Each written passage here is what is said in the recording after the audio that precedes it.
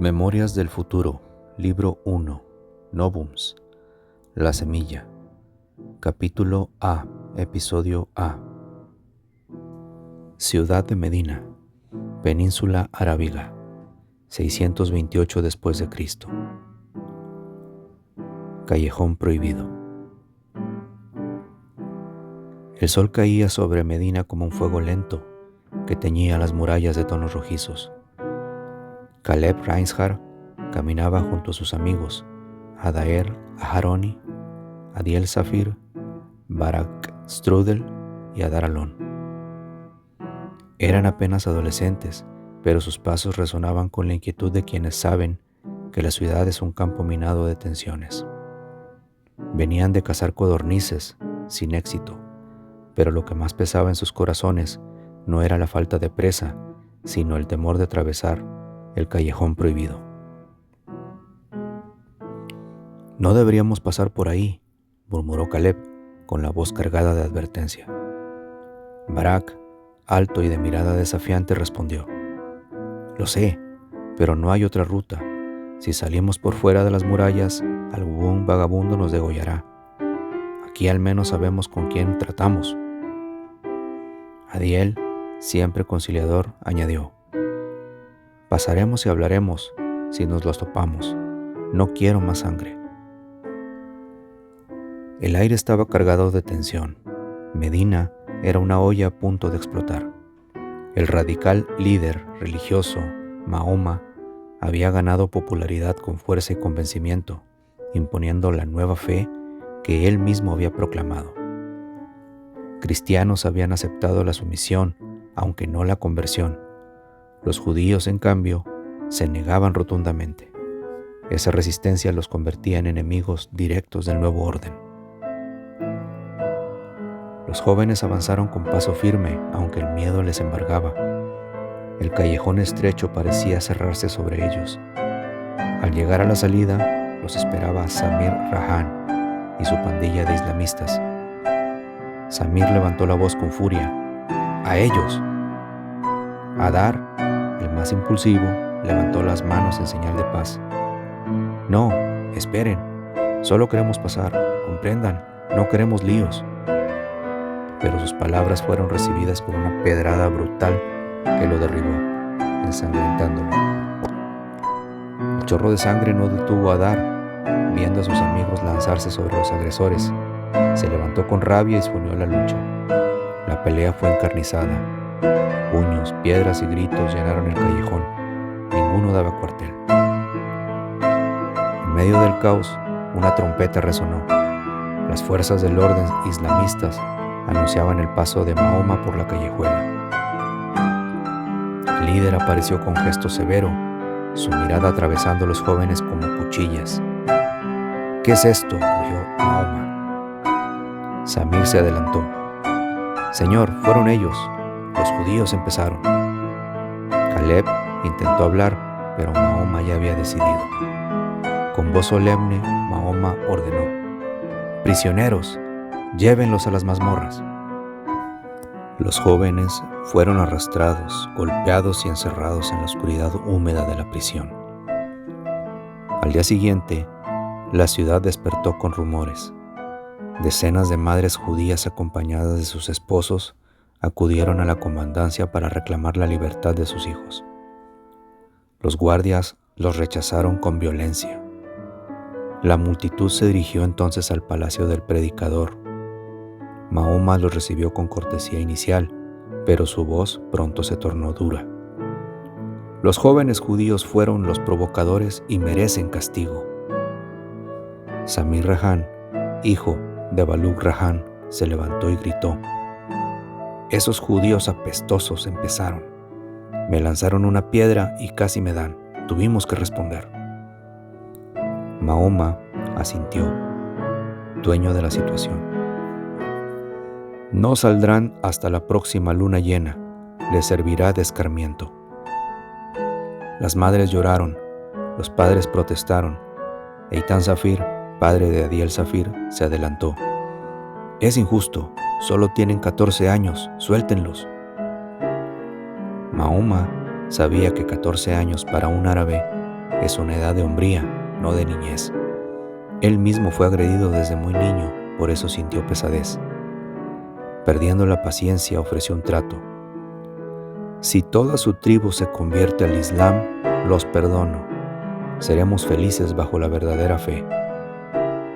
El silencio fue sepulcral. Nadie aceptó. Los padres regresaron a su tribu con el corazón desgarrado. El patriarca de la tribu, Beni Kainuga, escuchó sus súplicas.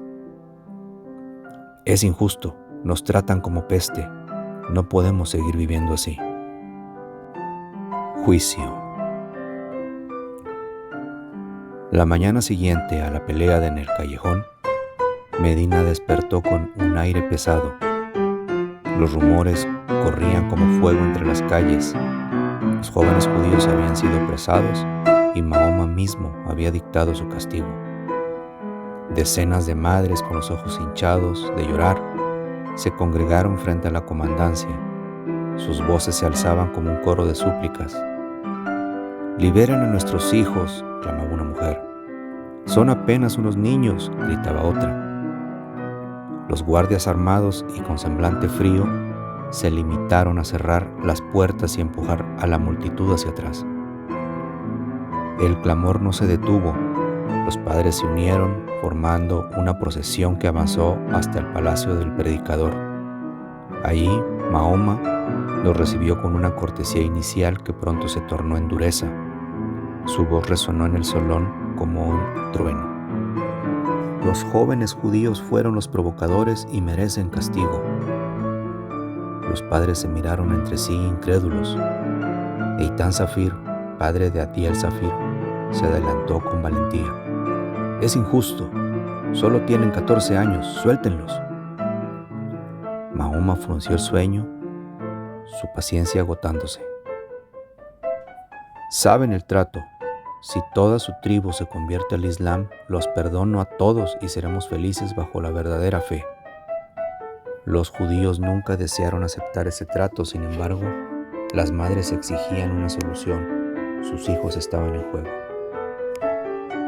La multitud estalló en protestas, las madres lloraban, los padres gritaban. El patriarca Beni Kainuga fue convocado en la plaza. Los hombres de la tribu se reunieron para discutir. Beni Kainuga, con voz grave, propuso ceder. «Quizá debamos aceptar, la vida de nuestros hijos está en juego». Pero la tribu se negó. Antes preferían morir de hambre que renunciar a su fe. El portón principal de la tribu ya estaba bajo asedio islamista. Los guardias vigilaban día y noche. Algunos niños comenzaron a enfermar, debilitados por el encierro y la tensión. Las madres clamaban por una solución. Beni Kainuga, con el corazón desgarrado, decidió retomar su idea, dialogar con Mahoma. Se dirigió con un séquito de su clan al palacio. Ahí, frente al líder, se arrodilló. «Señor, te suplicamos por la libertad de nuestros hijos». Mahoma, hosco e impaciente, respondió con dureza. «Dado que no han querido unirse a nuestra fe, lo tomamos como repudio. Condeno a todos ustedes a ser decapitados en la plaza central mañana mismo. Sus hijos saldrán vivos y serán devueltos. Morirán los líderes y vivirán los hijos. He dicho». El salón estalló en gritos. «Señor, te hemos ayudado con tierras y construcción de tu templo. Juraste un pacto de libertad de cultos. ¿Es posible tal desagradecimiento?», clamó uno de los ancianos. Mahoma golpeó el suelo con su bastón. «Morirán. Guardias, aprésenlos».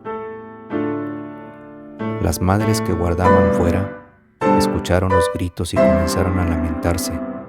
El llanto llenó las calles. Los guardias arrastraron a los líderes mientras los jóvenes permanecían encerrados. La tensión era insoportable. Fue entonces cuando Abdallah ibn Ubay Salul, jefe de los Hazaríes e íntimo amigo de Mahoma, intervino. Se acercó al oído del líder y murmuró: Viejo amigo, ¿vale la pena diezmar una población que a futuro podría formar parte de tu naciente imperio? Demuéstrales misericordia y verás que ellos mismos volverán a ti algún día. Mahoma lo miró con aprecio. Abdalá tenía intereses en los judíos e Itán Zafir le provenía de las mejores pieles persas. El líder recapacitó. Tienes razón, hermano. Más tarde estos muchachos que perdonaré junto a sus padres deberán aquilatar esta muestra de misericordia. Mientras tanto, no los quiero cerca. Pueden ser peligrosos para la feligresía. Con voz solemne, Mahoma gritó a los guardias: «Suéltenlos a todos, tráiganlos». Los padres fueron liberados, los hijos sacados de las mazmorras. El reencuentro fue desgarrador. Abrazos, lágrimas, gritos de alivio llenaron el palacio. Pero la misericordia tenía un precio. Mahoma, con gesto severo, dictó sentencia. Condeno al destierro a toda la tribu por 10 años. No los quiero ver ni cerca. Si regresan, serán ejecutados. Se irán sin nada. Todo les será confiscado. El silencio fue absoluto. Los judíos comprendieron que habían perdido todo: tierras, bienes, hogares. Más de 7,000 personas fueron expulsadas de la región. El llanto de las mujeres acompañó la marcha hacia el exilio. Los bienes confiscados reforzaron las luchas de Mahoma por toda la península. Los judíos despojados tuvieron que retirarse lejos. Algunos se quedaron en Siria, otros, como la familia Zafir, Reinhard y Strudel, marcharon más allá, incluso pasando Grecia. El destierro no era solo físico, era una herida en el alma que jamás cicatrizaría. Exilio. El amanecer del destierro llegó con un silencio sepulcral. Más de 7,000 almas judías se congregaban a las afueras de Medina, expulsadas de sus hogares, despojadas de sus bienes y con el peso de la humillación sobre sus espaldas. El aire estaba cargado de polvo y lágrimas. Los niños lloraban, las madres intentaban consolarlos y los ancianos caminaban con la mirada perdida. El eco de la sentencia de Mahoma resonaba en cada paso. Condeno el destierro por 10 años. Caleb Reinhard caminaba junto a sus amigos, Adair, Adiel, Barak y Adar. Sus rostros aún mostraban las cicatrices de la pelea en el callejón, pero sus ojos reflejaban algo más profundo, la rabia contenida de quienes saben que han sido castigados injustamente. Nos arrebataron todo, murmuró Adair. No nos arrebataron la fe, respondió Caleb con firmeza. La fe no nos dará pan, replicó Adiel con amargura. Yo me siento culpable, debí hacerte caso de no pasar por ahí, Caleb, replicó Barak con tristeza. No nos queda más que tener fuerza, Barak. La vamos a necesitar. Fuera lamentaciones. El patriarca, Beni Kainuga, encabezaba la marcha. Su voz, aunque cansada, intentaba mantener la esperanza. Hijos míos, no lloréis. El desierto nos prueba, pero no nos destruye. Llevamos con nosotros lo más valioso, nuestra fe y nuestra sangre. Las palabras resonaron, pero el hambre y el cansancio hacían difícil sostener la esperanza. El camino hacia Siria era arduo. El sol castigaba sin piedad y las caravanas avanzaban lentamente. Los guardias islamistas vigilaban desde lejos, asegurándose de que la tribu no regresara. Cada paso era una mezcla de dolor y resistencia. Los jóvenes, sin embargo, comenzaban a hablar del futuro. ¿Y si algún día regresamos con fuerza?, preguntó Adiel. Entonces no seremos niños, seremos hombres, respondió Caleb. Algún día, incluso, regresaremos con más fuerza y haremos nuestra esta tierra, lo juro por Dios, respondió Adiel con coraje y con un acento profético. Al fin, era judío. Las noches aún eran más crueles. El frío del desierto calaba los huesos y las hogueras apenas alcanzaban a dar calor. Las madres abrazaban a sus hijos, los padres discutían en voz baja sobre cómo sobrevivir. «No nos han dejado nada», dijo uno. «Nos dejaron con vida», respondió otro. «¿Y de qué sirve vivir si no tenemos tierra?». En una de esas noches, Caleb reunió a sus amigos. «Escuchadme, no podemos seguir siendo víctimas. Algún día debemos levantarnos. Lo que ocurrió en Medina no puede repetirse». Hadar, aún con la cicatriz de la pedrada en su frente, asintió. «Lo juro, no olvidaré jamás lo que nos hicieron». El viaje continuó hacia el norte. Al llegar a las fronteras de Siria, algunos decidieron quedarse. Era tierra más fértil, con menos hostilidad. Pero las familias Safir, Reinhard, Strudel y 8 familias más siguieron adelante. Querían ir más lejos, más allá del alcance del Islam. Grecia, o más allá, se convirtió en su destino. El punto de destino original era Siria. De ahí algunas familias se dividirían, viajando aún más, ante el temor que Mahoma los alcanzara ahí también y decidiera hacerles otra vez la vida imposible. Beni Kainuga les pidió a todas las familias que se registraran en un pliego de papel para después formar un libro bitácora en el cual estarían registradas todas las familias exiliadas y así tener la memoria de todas ellas para saber a futuro dónde están y reconformar una vez más la tribu cuando las condiciones sean inmejorables. Todas las familias firmaron sus apellidos, incluso las familias Reinhard, Strudel y Safir. El paso por Siria no fue fácil. Los locales miraban con desconfianza a los exiliados. Algunos ofrecían ayuda, otros cerraban sus puertas. Adiel, cansado, preguntó a su padre, «¿Por qué nos odian?». Eitan Safir respondió con voz grave, «Porque somos distintos, porque no cedimos. Pero recuerda, hijo, la diferencia es nuestra fuerza». La marcha hacia Grecia se convirtió en un símbolo de resistencia. Los jóvenes hablaban cada vez más de venganza, de justicia, de futuro. «Un día volveremos», decía Barak, «y ese día no pediríamos permiso», añadía Adaer. Caleb escuchaba en silencio, pero en su interior sentía que esas palabras eran más que sueños, eran proféticas. Al llegar a las costas del Mediterráneo, la tribu contempló el mar por primera vez en meses. El agua infinita parecía prometer libertad, pero también incertidumbre. Los barcos eran escasos y el viaje peligroso. ¿Vale la pena arriesgarlo todo?, preguntó Hadar. «Ya lo veremos perdido todo», respondió Caleb. «Lo único que queda es avanzar». El embarque fue caótico. Familias enteras se apiñaban en pequeñas embarcaciones, llevando apenas lo que podían cargar. El mar rugía y muchos temían no sobrevivir, pero la esperanza de un nuevo comienzo los impulsaba. Durante la travesía, los jóvenes se reunieron en la cubierta. «¿Qué haremos en Grecia?», preguntó Adaer. «Lo que siempre hemos hecho», respondió Caleb, «sobrevivir y esperar el momento de levantarnos».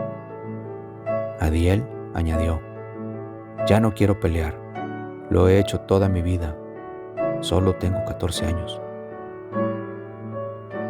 Las palabras de los jóvenes comenzaron a hacer comprender a los demás. Los padres escuchaban, los ancianos asentían.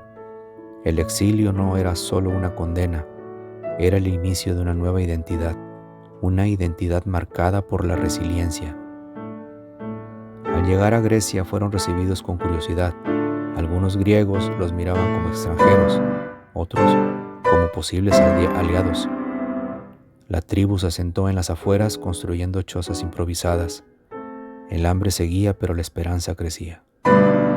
En una reunión nocturna, Eitan Safir se levantó y habló con voz firme. Hermanos, no olvidemos lo que nos hicieron en Medina. No olvidaremos. Somos hijos del exilio, pero también somos hijos de la resistencia. Algún día volveremos, y ese día la historia recordará que nunca fuimos vencidos. Los aplausos y gritos resonaron en la noche griega. El exilio había comenzado y todavía les faltaba más camino. Partieron hacia tierras que hacía unos años habían pertenecido a un pueblo llamado eslavos, que, luego de morir su rey, el rey Samo, se disgregaron tras su lucha contra un pueblo asiático invasor, los ávaros. Al dejar ambos pueblos las tierras libres, las familias Reinhard, Strudel, Zafir y otras 8 familias más ocuparon esas tierras que en la época moderna serían Haltern, Austria. Nunca sabrían que sus familias serían las causantes del mayor drama evolutivo de la época moderna.